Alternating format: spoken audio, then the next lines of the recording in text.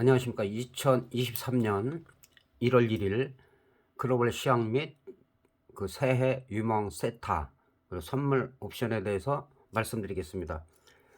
작년 같은 경우는 각 증권사들이 그 재작년 연말까지 해서 뭐 3천 최소한 간다, 3,500이 간다, 3,700이 간다 했는데 다 틀렸죠.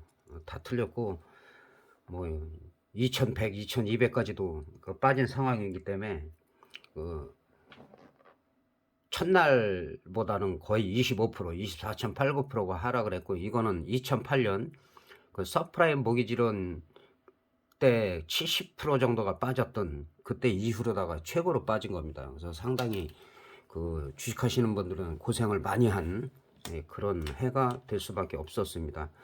그래서 늘 그런 건 아니기 때문에 이제 올해 같은 경우는 1분기 특히 1월 달이 어떻게 움직이느냐에 따라서 시장이 좀 반등이 나올 가능성도 좀 많이 있다. 그리고 작년 같은 경우는 뭐 거의 호재가 없었어요. 계속 악재만.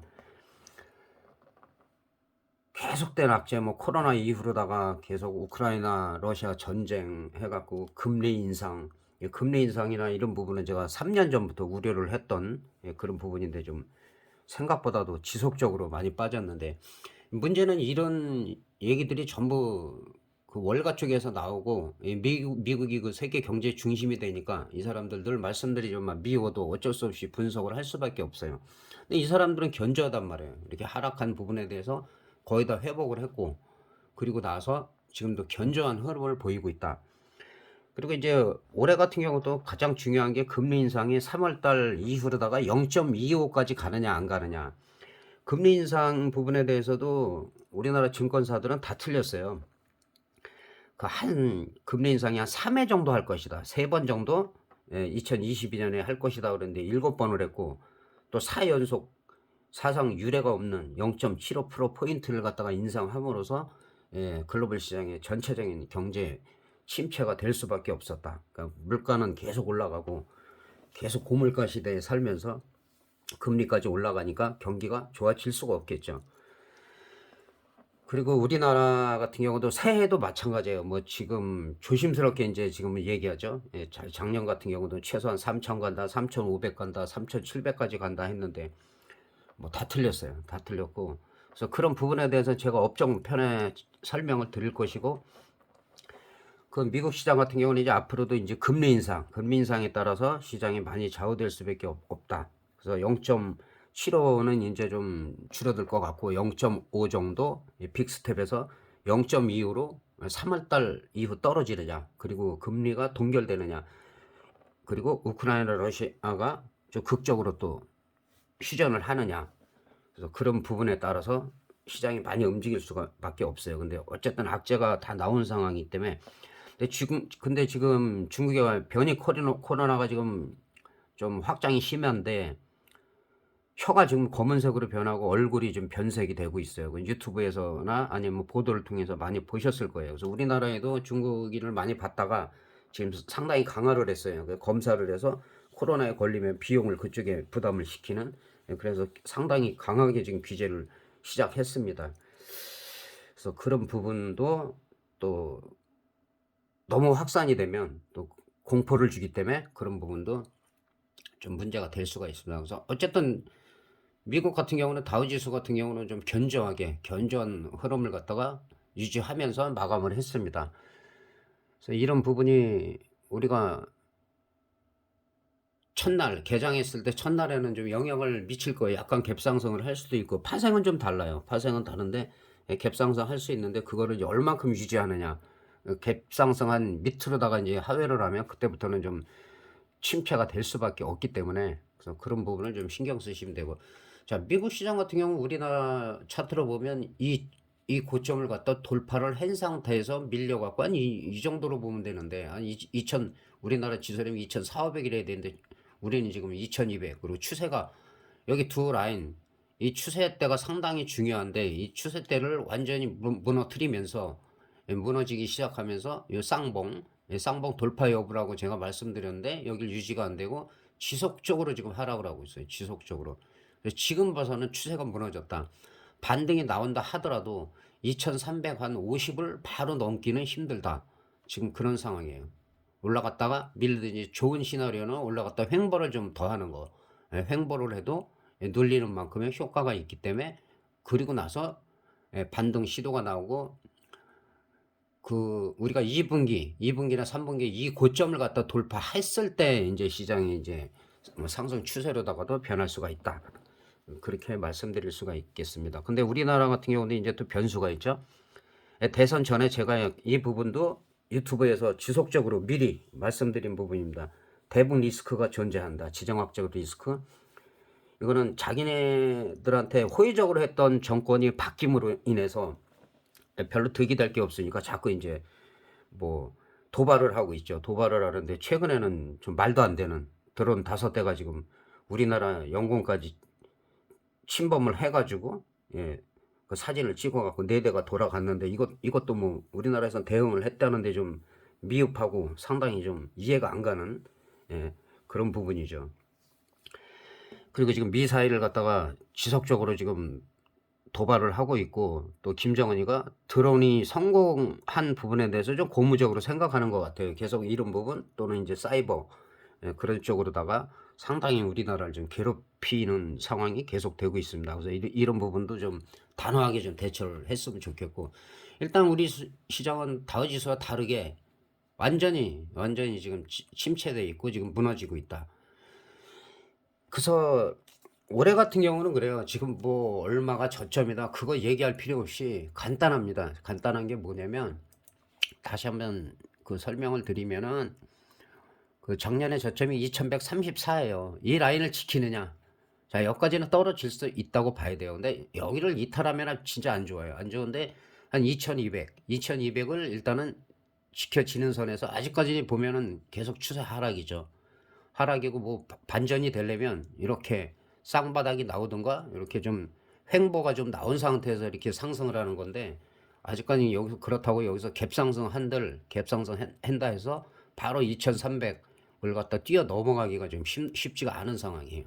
그리고 여기서 개파락한 부분 2315 정도 이 정도까지는 반등이 나올 수 있지만 여기를 못 넘어갔을 땐 다시 한번 바닥 확인을 하고 나서 갈 때가 그때가 진짜인데 그래서 그런 부분이 여러 가지 우리 뭐 주식 시장만 좋다고 해서 되는 것이 아니고 글로벌 시장이나 여러 가지 그 변수가 많이 있기 때문에 어떻게 보면은 작년에는 거의 퍼펙트 스럼이랑 마찬가지예요.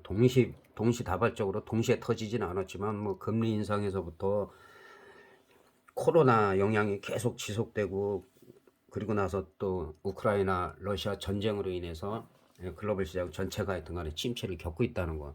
그래서 어느 나라라도 좀 불행해지면 좋지 않은데 일단 그런 부분들이 발목을 잡고 있다. 그렇게 볼 수가 있겠습니다. 그래서 내년에는 일단은 얼마까지 떨어지겠다, 돌파해서 3천을 갈 수가 있다, 2,700을 갈 수가 있다, 그게 아무 의미가 없어요. 그래서 우리가 고점에 이 쌍봉 찍은 자리, 이 자리가 한 2,500이라고 보면 돼요. 2,500을 갖다가 돌파하고 나서 여기가 지지가 됐을 때, 그 다음에 이제 추세 상승이 200포인트, 300포인트가 더 나온다, 3,000을 갈 수 있다 얘기할 수가 있는 거지. 그 전까지는 고점은 2,500, 저점은 2134로 보고 이 박스권 내에서 큰 틀로 보면은 이 정도가 1단계, 그 다음에 2단계, 3단계로 저항선을 보면 됩니다. 그래서 올라가서 지지가 됐을 땐 저항선이 지지선이 되기 때문에 추가 상승이 할 수가 있고 여기서 돌파했을 때는 또 저항을 뚫어가지고 지지가 됐을 때 그 다음 단계 2500을 돌파하냐. 그래서 이 부분, 이거는 뭐 오래전에 표시한 이 부분까지도 다 돌파를 하느냐. 그게 관건으로 보면 되기 때문에 미리 작년에도 뭐 증권 사고 뭐 다 틀렸는데 그거를 굳이 올해도 그걸 뭐 신경 쓰고 할 필요가 없어요. 그래서 저점을 2134에서 일단은 2500 사이에서 이거를 어느 순간에 몇 분기에 이거를 돌파하고 몇 분기에 바닥을 확인하느냐 그걸 확인하면서 매매하는 것이 오히려 합당하다. 어떤 전문가가 뭐 얼마 간다 그 언젠가는 가죠. 그거는 못 가겠습니까? 4천은 못 가겠습니까? 5천은 못 가겠습니까? 그래서 그런 거는 큰 의미가 없다. 그렇게 말씀드릴 수가 있겠습니다. 그리고 이제 선물 옵션으로 넘어가서 선물 옵션도 지금 뭐 선물이 추세가 완전히 무너졌죠. 선물도 마찬가지로 277.95가 저점인데 3월물이, 그다음에 이제 고점 같은 경우는 324인데 지금 상황에서 보면은 일단은 290이 지지가 되냐 못 되냐. 290이 지지가 못 되면 이거는 진짜로 280까지도 바닥 확인하러 이 정도까지도 280 초반까지도 밀려 내려올 수도 있다. 우리 시장이 이렇게 안 좋기 때문에 뭐 지정학적 리스크라도 해소가 되고 뭐가 있어야 되는데 우리 시장만 마냥 갈 수는 없다. 근데 지금 분위기상 보면 우리는 지나치게 많이 빠진 것도 사실이에요. 그래서 만약에 280 정도에서 지지가 된다 그러면 여력이 있으신 분들은 오히려 선물로다가 꾸준하게 매수를 해가는 것도 나쁘지가 않다. 그렇게 볼 수가 있어요. 이렇게 하락할 때는 뭐 올라갈 때도 한 10포인트 이상 올라가니까 그 한 개 하기면은 지금 같은 경우는 250만 원, 10개 하기면 2,500 이렇게 되기 때문에 뭐 그 이상 하시는 분들도 많이 있겠지만은 그렇게 보면 됩니다. 그리고 옵션 같은 경우는 지금 현재로 봐서는 지난번에도 콜옵션이 지나치게 지금 계속 하락하고 있기 때문에 지금 바닥이 보이지가 않고 있어요. 200 거의 91 정도, 90일에 형성돼 있는데 그나마 다행인 거는 그 풋옵션 같은 경우는 한 4호가 정도가 가격 왜곡 현상이 있었는데 그거는 해소가 됐어요. 그건 해소가 됐고 이 30분 봉상으로 보면은 지금 박스권을 돌파했어요. 이 박스권을 돌파했기 때문에 여기서 계속 박스권 내에서 논다 이거를 돌파하면서 오히려 풋옵션이 시세가 분출하고 있다. 그래서 한 등가격에서 외가격까지 보면 400%에서 이 저점에서 보면은 400%에서 500%가 올라간 상태다. 그럼 여기서 이제 100%가 올라가면 1000%가 터지는 건데 이제 그 부분이 먼저 나올 수도 있는 것이고 또 반대로 갭상승을 할 때는 또 프리미엄을 옵션 같은 경우는 무지막지하게 죽이니까 그런 부분을 또 신경을 쓰셔야 됩니다. 그래서 콜옵션 같은 경우는 지금 한 297.5 정도까지는 지금 매매해도 가능한데 여기 보시는 대로 콜옵션 같은 경우는 지금 바닥이 보이지 않고 있어요. 바닥이 그러니까 이럴 때는 절대 계속 무너지고 있기 때문에 이거는 매수가 아니다. 최소한 바닥을 만들어야 돼. 바닥을 이렇게 가다가 만들어가고 올라갈 때 그때가 이제 매수 시점이에요. 매수. 계속 저점을 깨는데 거기다 대고 계속 사봤자 안 됩니다. 지금 현재로서는 분위기는 풋옵션이지만 단기적인 2003년 초에는 일시적인 반등이 나올 수가 있다. 근데 그 반등이 지속적으로 지켜지지가 않으면 그러면 다시 한번 또 풋옵션이 눌렸다가 크게 갈 수가 있다.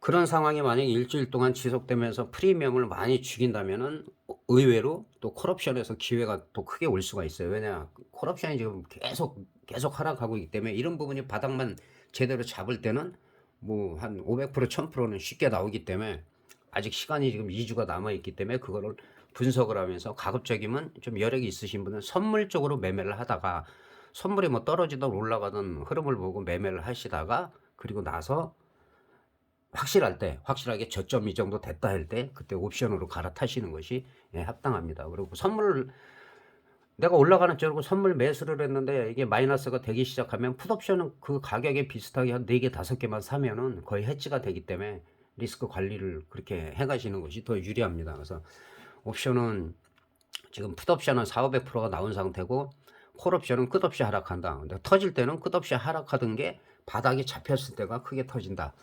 그렇게 보시면 될 것 같습니다. 그리고 주식 같은 경우는 2003년에 이제 주식 같은 경우는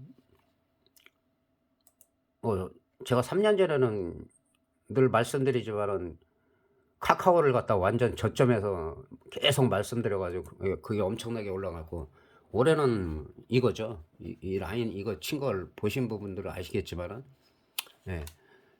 이 정도에서 여기 1차 돌파 그 다음에 빨간 거 친 거 여기만 돌파하면은 얘가 날아갈 수가 있다. 그리고 20만원 이 부근에서는 얘는 40만원도 갈 수 있다 했는데 일단 40만원 돌파했어요. 40만원 돌파했다 배당락으로 뭐 빠진 거라 이거는 큰 의미가 없고 여기를 돌파했을 때는 이제 10만원대로 보면 돼요. 50만원 60만원대 어디까지 갈지 몰라 이런 종목들은. 그래서 이렇게 발굴을 하면 된다. 그런데 지금 2023년에는 유망 섹터를 많이 나오고 있잖아요. 여기저기 나오고 뭐 경제신문이라든지 방송이라든지 뭐 유튜브라든지 많이 나오고 있어요. 근데 그걸 축약해 보면 대부분이 옛날에 한 번씩 갔던 거죠. 반도체나 2차 전지나 바이오나 뭐 의료기기나 엔터주나 조선주나 뭐 자율주행, 그린수소 다 아시는 거예요, 여러분들이. 그런데 결국은 이게 우량주가 가야 돼요. 우량주가 가야지 거기에 연관된 기업들이 많고 거기에 또 납품하는 업체들이 많기 때문에 우량주들하고 같이 간다. 그런데 더 중요한 건 그거죠. 동시에 가질 않아요. 동시에 가질 않아서 이게 섹터별로 지금 말씀드린 섹터별로 저는 한두 개씩을 그냥 해서 참고로 보고 있어요. 제가 주식은 전문적으로 안 하기 때문에 주식은 사실 서프라임 모기지할 때 주식만 해서는 되게 잘했어요. 근데 파생이 다르기 때문에 그래서 이거는 이제 주식 하시는 분들 때문에 참고로다가 본인이 좋아하는 종목들 각 섹터별로 아까 말씀드린 거 한두 종목씩이 여기 들어가 있어요. 근데 이런 종목들이 다 가는 게 아니잖아요, 지금. 이 종목들을 빠르게 분석을 해보면 자, 하이닉스 같은 경우는 뭐 저점 다 깨졌어요. 저점 깨졌는데 늘 깨지는 게 아니니까 이런 종목들이 올라가면 뭐 한 50% 정도는 뭐 10만 원대 정도는 쉽게 갈 수 있는데 지금 상황에서는 지금 당장 사냐 안 사냐 지금 매수 아니라는 거죠. 이건 조일 알루미늄 이제 종목도 생략할 거예요. 종목도 왜냐면은 오해받을 수가 있기 때문에 이거는 좀 싼 종목인데 다른 사람들이 이런 종목들이 이제 대박을 노리시는 분들이 이런 종목들을 많이 봐요. 근데 이런 종목은 뭐냐면 지금 거래량이 줄기 있기 때문에 다른 거 보실 필요 없게 거래량이 좀 느는지 보시면 될 것 같습니다. 종목도 제가 말씀 안 드린다고 했어요. 저 위에 있는데 이런 종목도 지금 살아나고 있어요. 살아나고 있는데 눌리더라도 이 저점 안 깨지면 돼요. 저점 안 깨지고 이 자리 돌파했을 때는 조금 뭐 한 32,000원대까지는 갈 수가 있다. 이런 종목들도 그러니까 새해 유망주들이에요. 아까 말씀드린 섹터 뭐 반도체, 2차 전지, 바이오, 의료기기, 엔터주, 조선주, 뭐 자율주행, 그린수소 뭐 이런 종목들 중에서 한두 종목씩을 제가 해놓은 거예요. 그러니까 바닥을 만들어가는 경우들이 많이 있어요. 바닥을 만들어가는 경우들이 있는데 지금 엄청나게 뭐 상승하고 그런 거는 별로 없다. 예. 여기 이런 종목은 이 정고점을 돌파해야지 되겠죠. 그리고 예, 유망하다는 종목들이 바닥을 막 탈피하는 조짐이 보이는 것들이 있어요.